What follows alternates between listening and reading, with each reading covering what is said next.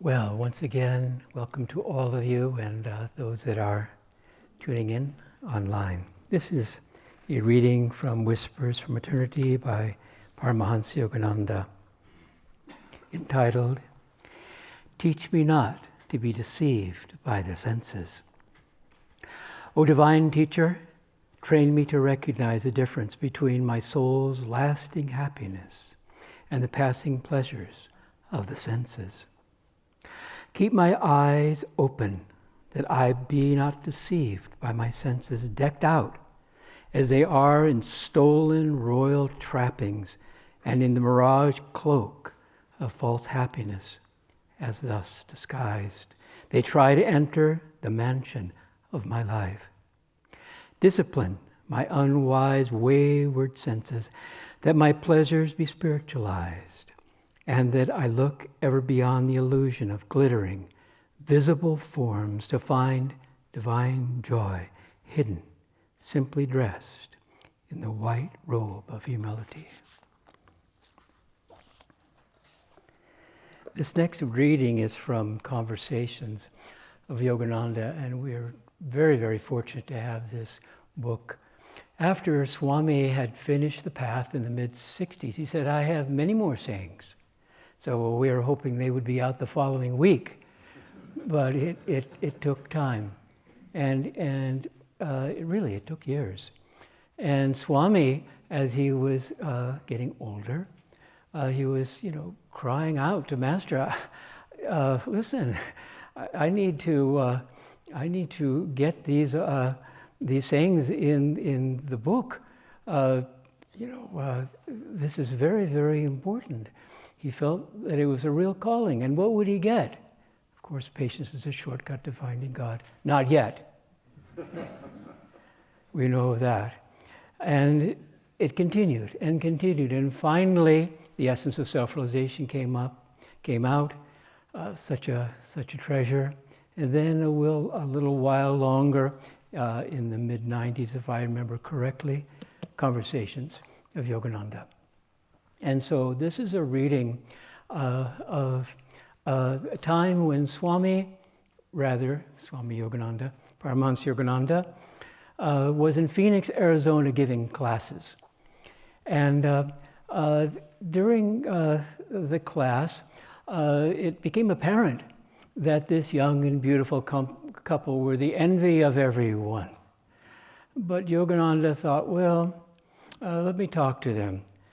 And he simply said, listen, this love that you have, of course, is admirable, but really go deeper into divine love. He had that concern for them. And he said, I'll be back in a year in Phoenix giving classes, so I'm going to be checking on you. And so this is a portion of that reading.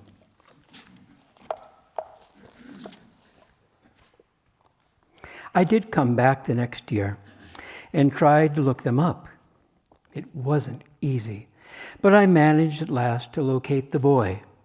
He was working in a store. When he saw me, he came out with me to the car and stood beside it. He looked worn out. It saddened me to see him like that. His back was bent instead of straight like a yogi's. In a weak voice, he said, I still believe in God. What is the matter with you? I cried. I expected to find you communing with God daily. He answered, I'm working so hard. I hardly have any time for anything else. He took me to his home. They had a child and his wife was expecting another one. I said, I miss the luster that I used to see in your eyes. I felt sorry for them and gave them a mental and spiritual shaking. As I was leaving, I saw in their eyes again a glimmer of their former love and happiness. They promised me to start meditating again. But just see how easy it is to let the world creep in and steal your happiness. Tread the spiritual path very carefully. Delusion awaits you around every corner, hoping to seize you.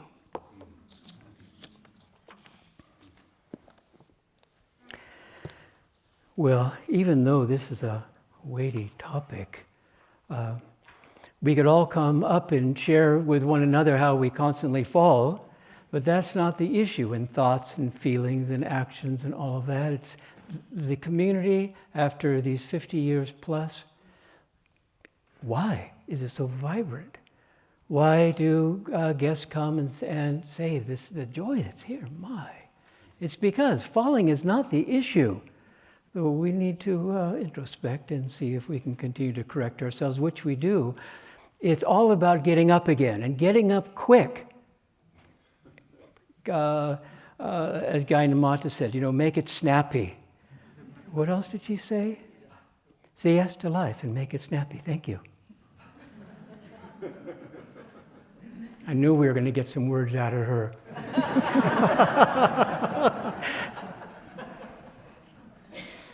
And so, where was I now? Say yes. Get up again and say yes. Thank you. You're helping again. Very good. And so for us, the community is so vibrant after all these years. And being in India as we were for a long time, really a long time, because we had been out in the colonies also, 25 years. When we came back, what a joy to feel this vibrant energy that had grown so much on every single level, inwardly and of course outwardly. In some ways we hardly recognize the place. We have to keep in mind when we are diving into this topic, which again is a weighty one. Why do devotees fall? We have to understand that we have to know, as a good general really needs to know his enemy. He can't be sending out just a few soldiers when there are hundreds, maybe thousands awaiting them. It's going to be a bloodbath. He has to know. He has to know, and we have to know. But at the same time, we don't want to compound the mistake. We always want to introspect with inner sanction. Otherwise, we might, bring up a little bit more than we're ready for. Go in and find the needed thing, good enough for the day, and work on that. Because otherwise, what can happen is that we make a mistake, whatever it might be, and then we think we're the mistake. Now, that's being foolish. We know that. That makes it even worse. But at the same time, we need to take responsibility. And then his master said, and I was astonished when I read this long ago, he said, make God responsible for your mistakes. He likes that. And I thought, I better read that again. Am I ever going to understand the spiritual path? He likes that? What is going on? Master did say, he said, God feels a little bit bad about what he's done to us. And I said, well, I thought to myself, why not really bad? A little bit bad is a start. That's good. God is growing a conscience. Yeah. But the fact of the matter is, and thank God we're yogis, and thank God we have an inner life, is that bit by bit, and it takes time, of course it does, through meditation, through seva, through all these things, we understand that really it is a dream. But again, the reason that Ananda is so vibrant is that we are striving always for a balance.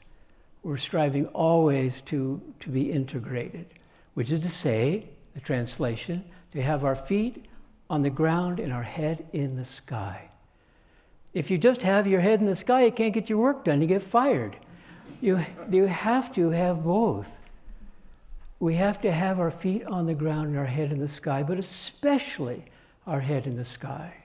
That's what this is all about. Because otherwise what happens is this Maya is very strong. And even Master said, again, when I first read this, I thought, oh my God, are we ever going to get out of here? It was that a disciple asked, do we incarnate the same planet? He said, no, no, no. If you did, you'd find out too quickly. And I thought, what is this? But we found, and we are finding, of course, the Divine Mother not only loves us, but she really is doing everything. In the early years when I first came, I was suffering from spiritual indigestion, and I was mad at God. I didn't know that this was what was needed. I just thought it was this. Why isn't God not participating? That was my issue. Why isn't God participating? Of course, it was the veil over my consciousness, and I knew, of course, that he was. But as we all grow spiritually, we find indeed, that's why the energization exercises are so powerful. You feel that energy flowing through.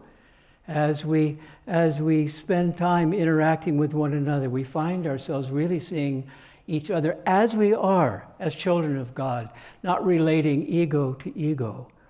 And so, as we're growing on the spiritual path, we begin to discover this is good stuff. It is a happy ending. I mean, look at Judas.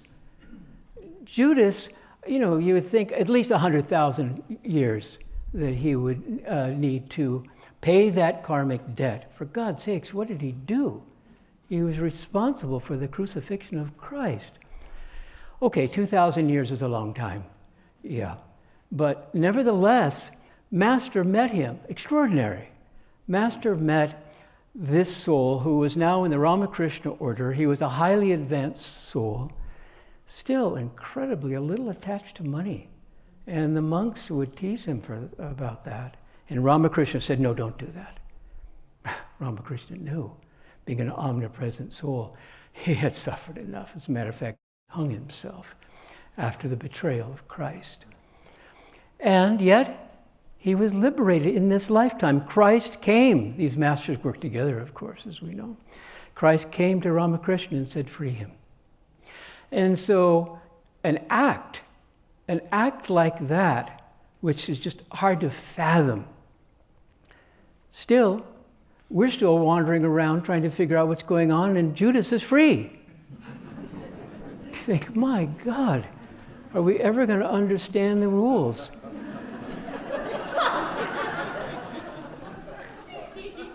But Divine Mother, she knows what she's doing.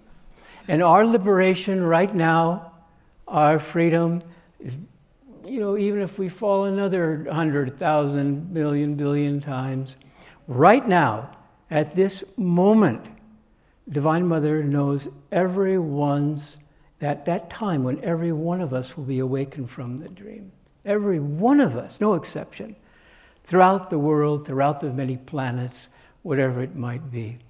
Now that's where we should be living, and we are living that state more and more. You know what I like to do when I think of, topics such as this, falling, getting into trouble, all of these things? I think, jump ahead, jump over the Grand Canyon of these trials, of these troubles, of these tests, and sit in that state where we're done with whatever it happens to be.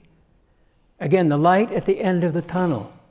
The only thing that annoyed me in the early years is that finally, okay, the light at the end of the tunnel, I'm all for it, a happy ending. But then I would get done with that and there'd be another tunnel. And what is this? And then another one and another one. And then I realized, of course, as we all know, that the tunnel is in the spine. That's why the yogis say live more in the spine. And so this exercise that we're going through, a disciplined mind's a happy mind, keep the heart open, all of these things is all for that final exam. As Swamiji wrote a beautiful essay, The Final Exam, well worth reading in his one of his books on essays. The final exam, and what did he say? So sweet of Swami, and another shortcut for us. Yes, the final exam. The final exam we can be thinking of that, whether we're very young or in our later years. It's very, very important because, as Master said, in the halls of retrospection, a life could be shown in 2 hours. It goes by very, very quickly. And so for us, Swami's shortcut was simply, yes, the final exam, that's important. Life is a preparation for death. It's not a grim thought. But what we need to do is we need to cram for the final exam. I thought, that's good stuff. Cramming for the final exam. Every meditation needs to be deeper than the last, a very, very high bar. Keep the heart open. Keep the mind bright. You must be very joyous and happy at all times. However we pick it up, again, to comfort us, Master says, if you do a percentage of what I ask you to do, you'll get there. And as we know, they do all the work.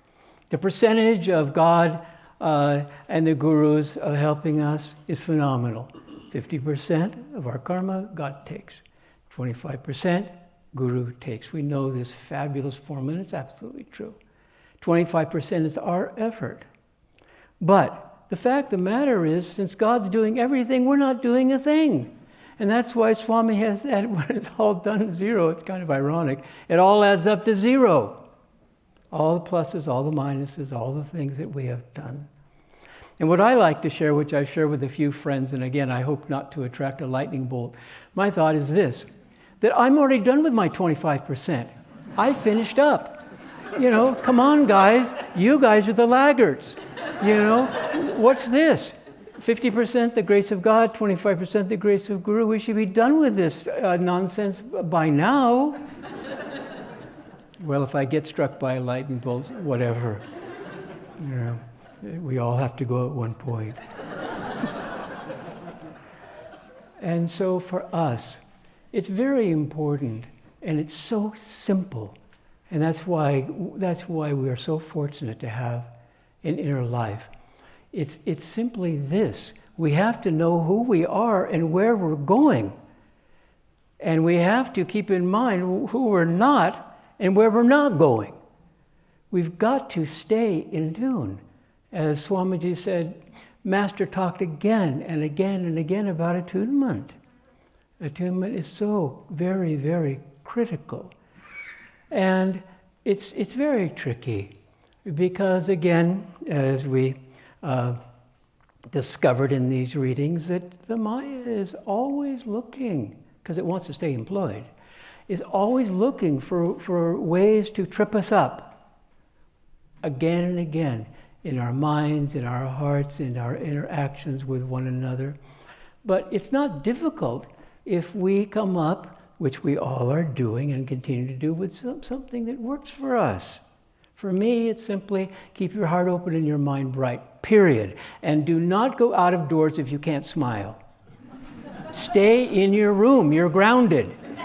You're not going to do anybody any good by coming out, you know, as a grim yogi. There may be someone, maybe you'll see them at Master's Market, they're here for the first time, and you're being a grim yogi. That may be it for them. They thought, well, you know, I spent 10 years trying to get here. I bumped into this guy. He told me he'd been here forever, and he just was a sourpuss. A sad saint is a sad saint indeed. And it's absolutely true.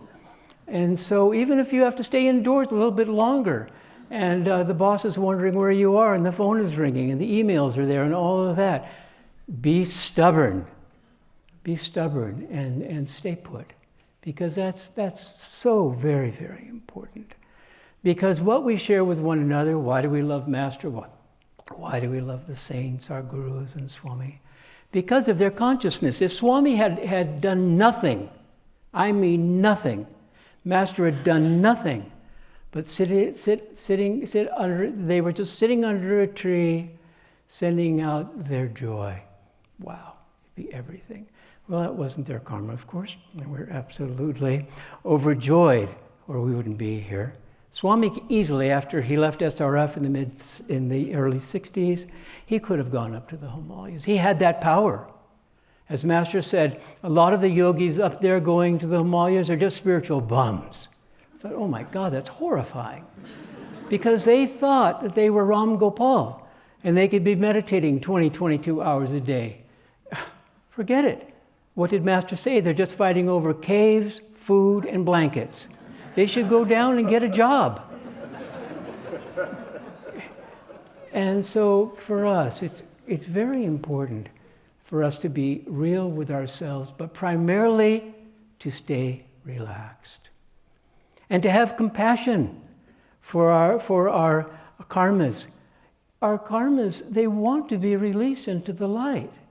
We need to have compassion for the kundalini that's waiting for God knows how long for the spinal passage. We're talking, of course, about the energy astral spine where the chakras reside, where the karmas reside. Finally, the passage is cleared through meditation, through seva, so that it can rise up and flood our being. And at last, we're awake. And so have compassion for our citizens, as Master talked about it. We have so many citizens within us that these citizens are wanting to be free. Sometimes we wonder. But the fact of the matter is, as we know, the dice are loaded. And the Maya, when it starts to get out of hand, we can say to it very strongly, with total confidence, you better look out. You better look out. God and Guru, they're in charge. Did you forget that?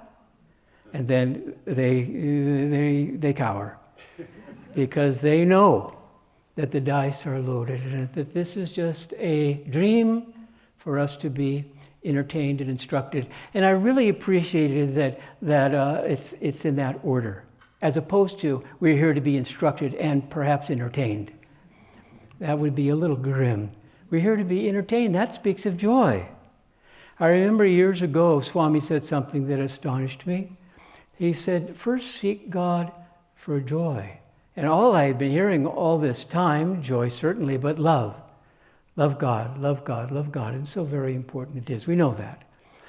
But love has the flip side, conditional love. We can be trapped by that. Whereas with unconditional love, now that's a whole different thing. But joy has no opposite.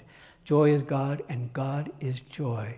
And with that magnet of joy, everything else follows. Love follows, peace of mind follows, perseverance follows, energy follows. And so why do devotees fall? We fall if we fall asleep at the wheel. That's all. That's all there is to it. We fall when we're absent-minded. We fall when we're in a mood. I remember many years ago, I was with the monks, and we were in Sacramento, and we were at the ice cream store. Well, we were all for that, and yet I got into a mood. I thought, oh my God, this is a disaster. Moods don't belong at the ice cream store. What is this? What am I going to do? And so this was in Sacramento, at this beautiful mall there that is there. And I saw a gun rack. I wasn't interested at all. But nevertheless, I thought, if I pretend that I'm looking at the gun rack, it was, civil, the 1860s, some kind of Civil War guns. I thought I probably could get away with them thinking I'm interested. They're all lined up getting 5 scoops, the Swinson earthquake and banana splits and all those things, I had a few minutes and I knew that. And it was desperate because I didn't want to be with my friends in this state. And so I decided that I needed something that would really help. And I thought, be a submarine. Be a submarine. Go down to the depths of your being, taste of your soul, taste of that joy, taste of that love. You just have a few moments. And that's exactly what I did. And there it was. Ananda is a land of miracles to this day. That too was a miracle. A shift of consciousness, snap of the fingers. Came back on up. I was ready to go. And I was especially loving my ice cream that day. Because it was an ice cream that was really, really a joyful experience. I don't know if all of you like ice cream, but nevertheless, we have things that we do enjoy. But for me, in that particular time, I wanted to be there with the monks in a happy experience. I didn't want to, be the black cloud. That wasn't something that would have been appropriate. And so for us, yes, we need to introspect. And that's why when I was reading this reading, I thought, oh my God, all the ways the devotees fall and so forth. And that reading from the Gita, my God, it's a jaw dropper. But the day was saved by the reading on introspection, because that's what's required. We need to keep in a state of the jnani, where we're always watching our thoughts. Do not get fooled. This is a very precious incarnation. And Roma and I, we just had seclusion. We fought for 6 months. It's kind of ironic at the meditation retreat. We fought for 6 months to get into seclusion. It was a big, long haul. You know, it was very, very busy.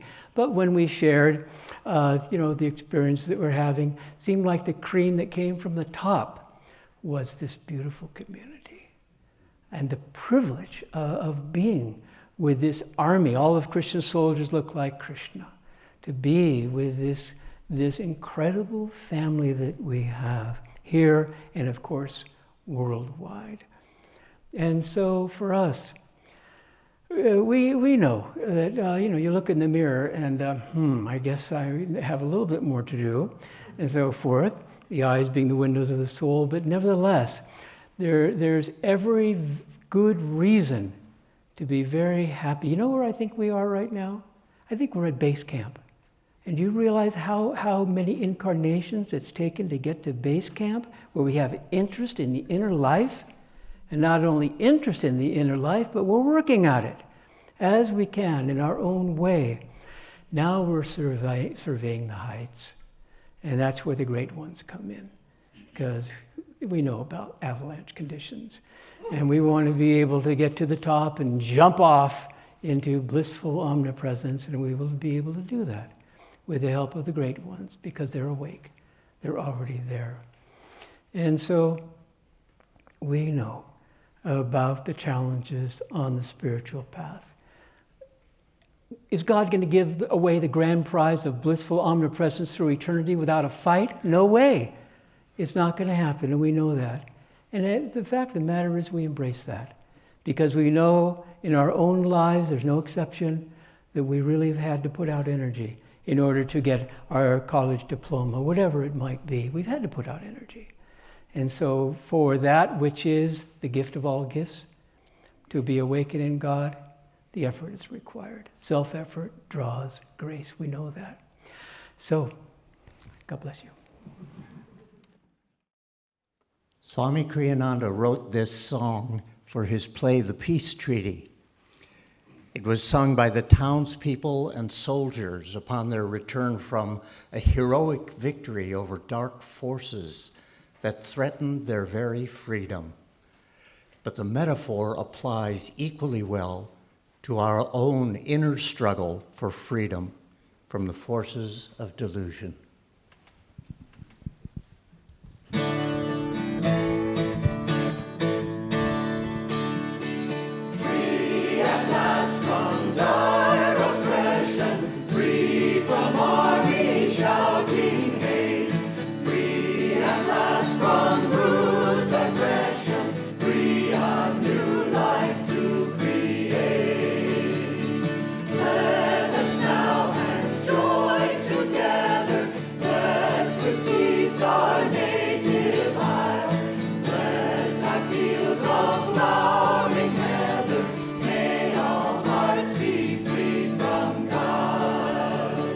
Let us build new lives in beauty. Let the grass wave full and green. Let peace be our highest duty. Joy in every eye be seen.